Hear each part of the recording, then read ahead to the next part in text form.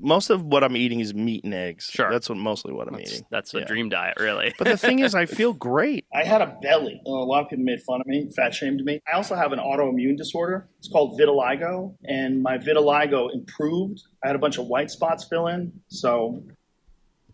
Joe Rogan seems to go carnivore every January during World Carnivore Month, and so this is just a compilation of every time he's reporting back either during or after the 30 days in January on a carnivore diet. So I'm 11 days in. I started a couple of days before, and I've been eating nothing but meat. Bacon, steak, elk meat, a lot of extra fat. If I eat the elk meat, I eat a lot How's of that bacon. cholesterol, son? I don't know. I got my blood work done last Monday. I'll get... People need to stop worrying about cholesterol so much. It's controlled by our genes. Wherever it is where it's supposed to be at any given time. We synthesize all of our sex and steroid hormones out of cholesterol. Same can be said for vitamin D, which is a hormone and not a vitamin. It makes up the myelin sheathing on our neurons. It coats every single cell, making up the membrane of trillions of cells in the body. It's just been vilified, and it kind of needs to stop, really. Get the results back soon, and then I'm going to do it again at the end of the month. But I've already lost 7 pounds. You feel good? Dude, I feel slim. You look good. When you came in, I was like, yeah, he's looking tight. Boy's thick. I lost my belly. I had a gut. I get in my face, too. You wash your face every day. So you get in there, and you're like, oh, this is like less face. Also, a fat face is a bummer. It's a bummer. I'll tell you what's bad about it first. Diarrhea is rough. He talks.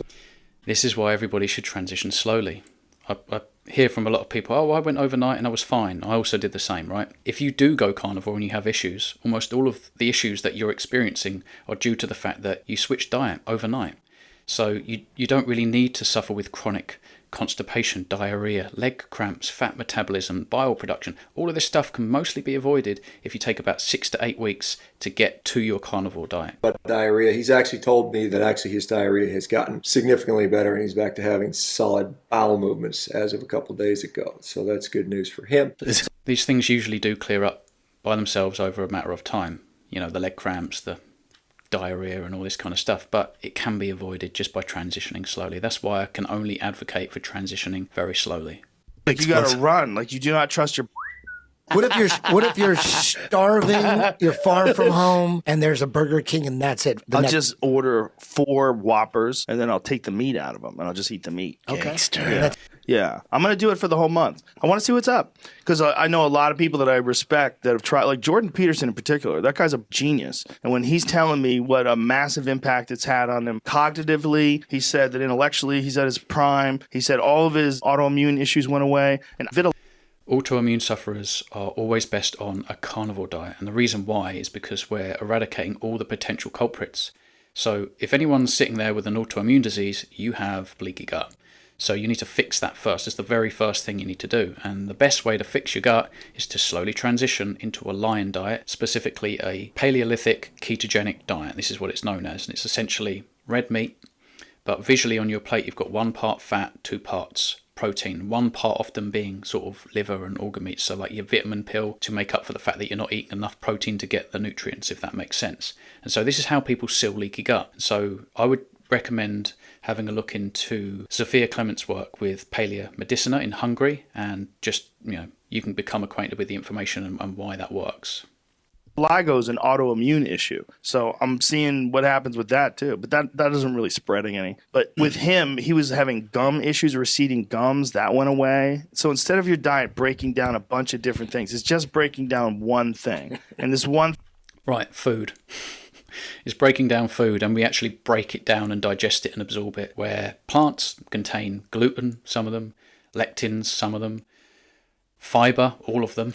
These things are indigestible. We don't absorb it. It ends up down the toilet, and on the way it causes inflammation. Thing that human beings have been eating since the beginning of time. Like, this idea that human beings are herbivores is pretty much nonsense. One of the main reasons... It's complete nonsense. It's a total fallacy. I mean, if we were herbivores, we wouldn't have canine teeth, we wouldn't have eyes facing forward, we wouldn't have such low stomach pH, which means highly acidic. We would have large cecums. We would have colons a similar size to other primates. If you look at the gut volume relative to other primates, we're like half the size. And so we don't actually have the machinery to digest, absorb, and benefit from all this fiber. Gorillas and other primates and hindgut digesters, ruminant animals, all of these animals are deriving saturated fats from fiber. If people say, oh, fiber, we need fiber, you're saying saturated fats and ketones, basically, because that, if you understand how it works in the body once it's in the gut, that's what we're talking about here. If we were herbivores, well, where are we going to get B12 from? Where are we going to get B6 from? We'd probably have to start eating our own feces, and I don't think that we're designed to do that. So, reasons why we became what we are is because we started eating meat. We started getting better access to protein from cooking it because we figured out how to harness fire. And then through a lot of people were probably saying, oh, we're omnivores. We're neither herbivore or carnivore. Well, this isn't just an opinion of mine. This is a fact, right? Nitrogen, 15 stable isotopes. Tell us all we need to know. We are hypercarnivores, meaning 70% flesh in the diet. Simple as that. hunting, we started getting more devious and started, thinking and having better critical skills. Like Inuits eat like this. Native Americans and Comanches ate like this. Comanches barely ate anything other than buffalo. Before I went on this diet. And buffalo would contain every essential nutrient required for optimal human health. Again, not an opinion of mine. If you're eating enough fats, and if the animal's lean, just eat some of the bone marrow and get your fats in there. I had gotten off the rails a little bit. Too many carbs, too much pasta, Yeah. So this is my experiment for the month. Just meat. So far, this is the most amazing thing. Energy levels like this, straight. There's no That's fluctuations. surprising. Because the there's- carbs, insulin. There's no carbs. Before, Yeah, your for insulin sure. was spiking, Yeah. your days like this. I love. That's kind of true, yeah. This is why my moods used to go up and down. I was depressed. I think, crave food and then crash and then crave food and crash. And I'm all just eating glucose, right? Starch and grains, just all metabolized as glucose all the time. Sugar, sugar, sugar. And I wondered why my moods weren't stable and that my energy wasn't stable. Now mine's exactly the same, just steady as a rock. Pasta in the moment. The amount of time it feels good is like 5 minutes. Think of it this way. How often would you want to get laid if every time you got laid, you gained 20 pounds? This is obviously the Goldilocks period. It's a honeymoon, right? I just started. And you're I don't- into it? I don't know. I deviated little over this wrinkly. weekend. I went to Disneyland and I had ice cream Oh, and boy. then Saturday night I had pasta, all kinds. I had Girl Scout cookies. I ate a bunch of Girl Scout cookies. And dude, I'm telling you, Sunday my back was hurting. Really? Monday my back was hurting. People don't understand how nerd people are.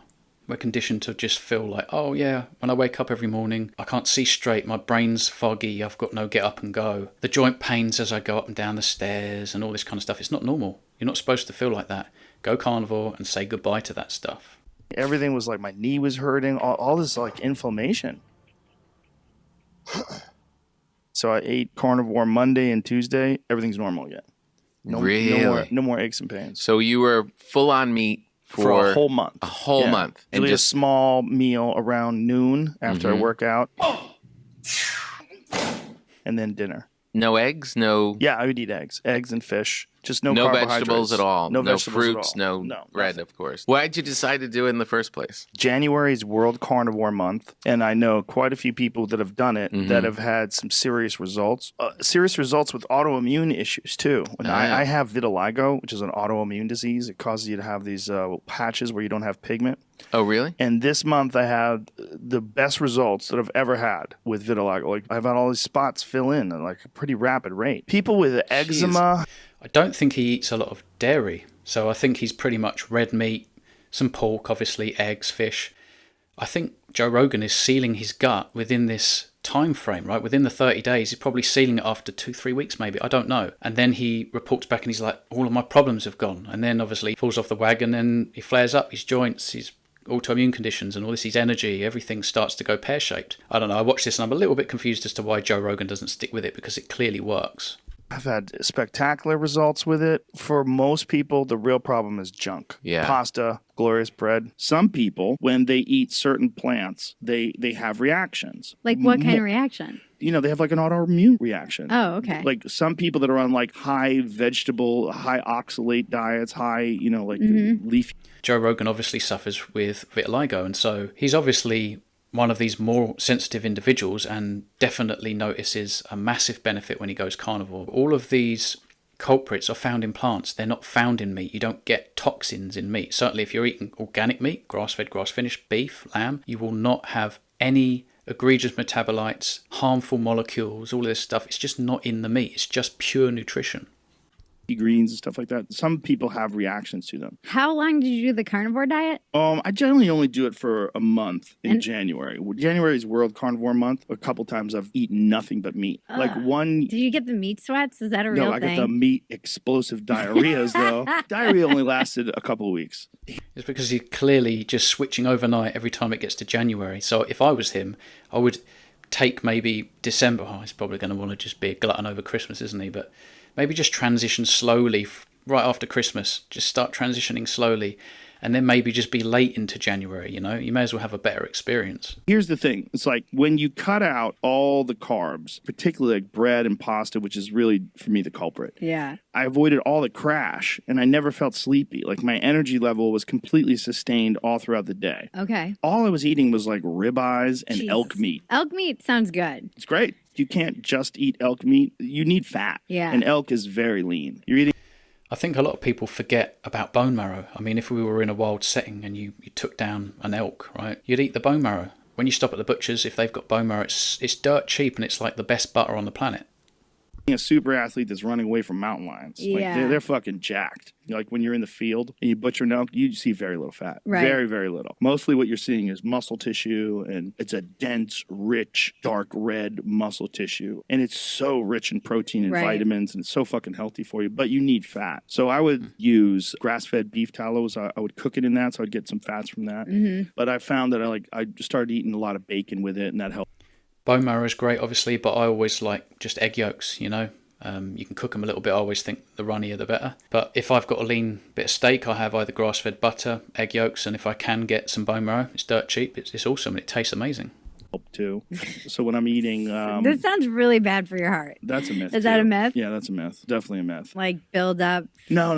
When you're... This is all nonsense, guys. It really is. I mean, it's been vilified by Ansel Keys and many other people since then. It's just got a bad rap, and I don't know why, because we've been eating saturated fats, cholesterol, and red meat, and all this kind of stuff since the beginning of our existence, basically. All the studies that point to meat being bad for your heart are what's called epidemiology studies. And those studies is where they make people fill out like a questionnaire, like how many times a week do you eat meat? Right. Like 5 days a week. And then they looked at those people and they said, oh, there's higher instances of heart disease in those people. But what they don't cover is how many of those fucking people are eating cheeseburgers. Right. And how many of those people have industrial seed oils in the cheeseburger and the bun and the fries, which are cooked in industrial seed oils. And how many of them are drinking Coca-Cola all day Cartons of long, ice which is cream. filled with corn syrup. Like, Yeah, association, correlation means almost nothing, honestly. It does not show cause and effect, and a lot of the time, you know, they're classing things like pizza as red meat because it might have some red meat on it. It's terrible. all that shit is what's really bad for you. Well, you know about the studies in, I think it was the 1950s or 1960s, where the sugar industry paid scientists to lie about the source of heart disease and connected to saturated fats. Mm-hmm. It was really just bribery. Yeah. And they didn't pay him much. They paid him like $50,000. Yeah, I've made a video on this and I will actually link it at the very end if you're interested. The sugar versus fat, basically. That's what it's called. Or on the front, on the thumbnail. I think this is Fred Stair, if I remember rightly, on the right, and Mark Headstead on the left. There was another fellow, I can't remember his name, but they got paid equivalent of $50,000 of today's money to basically say, hey, look inside this artery, it's got fat in it. Look in this food, there's fat. There's no sugar inside this artery. Sugar can't go inside the artery. Fat goes in the artery. Therefore, fat is evil, sugar's good. And this isn't a conspiracy, this is reality. And so I will link this at the end. So people have this idea that meat is bad for you. Well, but meat is what people have been eating since the fucking beginning of time. Right. I remember reading that the whole idea that fat was bad for you is because of the sugar lobbies, and then they just replaced all of the fat with sugar, and then now we have an obesity epidemic, 100%. essentially. So this is 50 years ago, sugar industry quietly paid scientists to point the blame at fat. Did anybody get punished for this? I think they're all dead. The next year, after several scientific articles were This all came out in 2016, so I think that they were gone way before that. published suggesting a link between sucrose and coronary heart disease, the SRF approved a literature review project that it wound up paying approximately $50,000 in today's dollars for the research. So they literally paid these scientists to conduct this bullshit study because there was all sorts of scientific articles suggesting a link between sugar and coronary heart disease. Oh my They gosh. recommended that the industry fund its own studies, which is then we can publish data and refute our detractors. Someone got paid $50,000 to destroy America. Literally kill people. Yeah. Literally. Yeah, and this is pretty much thanks to Ansel Keys and his fraudulent work, basically vilifying saturated fats and cholesterol. Terrible. And we're still paying for this today. A lot of people are suffering because they don't actually have enough animal fats in their diet because they've been frightened away from it. They're like deterred. So I did the carnivore diet for all of January. I lost 12 pounds, gained a ton of energy. My energy levels were completely flat the whole month. No ups and downs from crashing after eating. I had a belly. A lot of people made fun of me, fat shamed me. I lost all my fat. So Joe is leaning out. His energy level is fine. I lost all the belly. I lost my love handles. It was tremendously beneficial. And my vitiligo improved. I had a bunch of white spots fill in. So That's pretty profound. In like 30 days. went into this thing thinking this carnivore diet was wacky. And I probably would think it's nonsense, but it's as good as I felt in a long time. And it's just 1 month.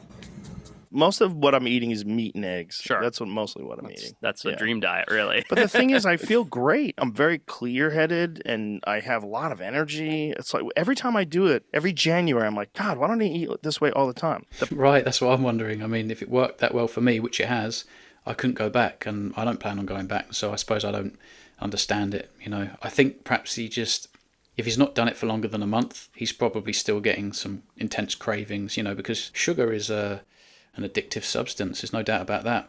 I knew about that when I quit all the carbohydrates. But after about 4 months, that completely went away, and now I only think about red meat when I get hungry. Problem is, I'm a glutton, and I really love pasta, and I really love pizza, man. Yeah. Woo! I love bread. Yeah. Tastes great, but I love it's bread. definitely not my thing in terms of like what my body responds to the best. My body responds the best to meat and eggs and, organ meats and fish. Most people's bodies would, because we're humans, and this is what humans are designed to eat. Yeah. And when I eat that stuff, my body's like, yeah, great, this is awesome. Like, I can eat a steak and then go right on stage and not have a problem and you feel at all. fine. You feel good. But if I eat a bowl of spaghetti and go on stage, You're a drip. Yeah. You eat a whole pizza and go on stage. I'm so dumb. You just feel like, I'm going to go sit on the couch. Like, I'm not going to do anything. It makes a difference. And anybody who says it doesn't is in denial. You just really like bread and pasta. Or they haven't tried a ketogenic diet or the carnivore diet and have been in a position where they could compare the two lifestyles, because it's a no-brainer once you've tried it. Which is understandable because it's delicious. It's the best. I switched back to the carnivore diet. I go back and forth on that. And for the most part, I eat mostly meat. I had this moment. I remember eating that there. That was really, really nice. About 1.2 kilos there. 2 weeks ago, where I was like, you know what? The best I ever felt all throughout the day was when I was on the carnivore diet. Let me go back to that. Let me see what that's like. And one of the things that I saw immediately, for 7-8 days, I ate nothing but meat and eggs and fat and bacon and nothing else. I mean, nothing. I was real strict. And my brain was working so much better. It was weird. Like, I wasn't searching for, like, it was like I had more access to my ability to form sentences, I was thinking clearer. It was like, it was more effortless to have conversations. And I was like, this is very interesting because this is not how I normally feel. This is basically nutritional ketosis. It gets a bad rap. I don't know why. There's a difference between starving and being in nutritional ketosis. This is like me at my optimum, but I'm able to sustain this multiple days in a row. And I think that a lot of the foods that we eat, foods that have preservatives, a lot of bread and bullshit and just shitty food, your body uses so much resources to process that, and it's not real food. It's kind of bad for you, right? And so your body is just like overburdened with this extra work. When you Is certainly overburdened with sort of toxins and this process of trying to take the sugar out of the blood all of the time. Excess insulin, high blood glucose, high insulin. You've got these other dodgy molecules just traveling through the gut, undigested, destroying microvilli like gluten and these different plant proteins, the fiber, the gas. I don't think people realize eating this balanced diet and everything in moderation is a terrible way to go.